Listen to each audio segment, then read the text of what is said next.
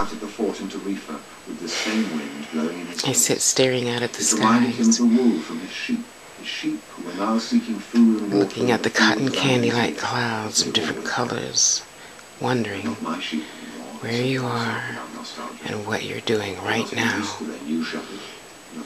I listened today to The Alchemist and tossed all my chores aside as I get up from time to time to empty the trash or rearrange some books on my shelves. And I notice now that the clouds have moved even further past the trees as I lean back in my comfortable position, wondering where you are and what you're doing right now.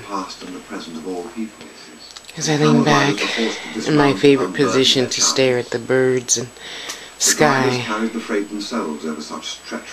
wonder what it would be like to just lay with her and look out the window on this very cold, cold day, and just lay in bed and talk about the experiences we've had and the lives we've shared with other people, the things we learned most and the things we feel we learned the least, though we both know those small experiences mean way more than the larger ones.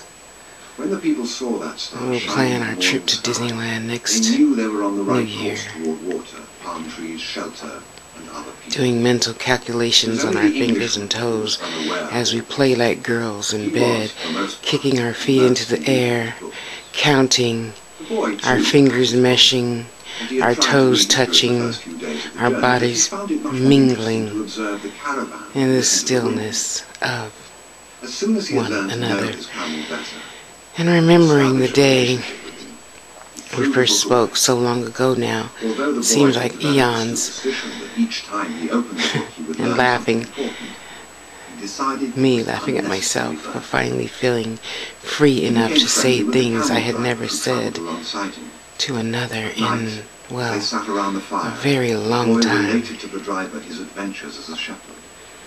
And all those thoughts bombarding, cascading, falling, flowing, moving into one thought before I sit up from my favorite lazy position.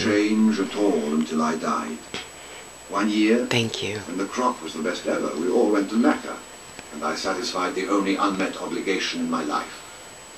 I could die happily, and that made me feel good.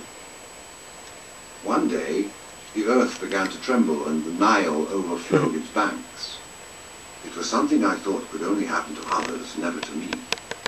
My neighbors feared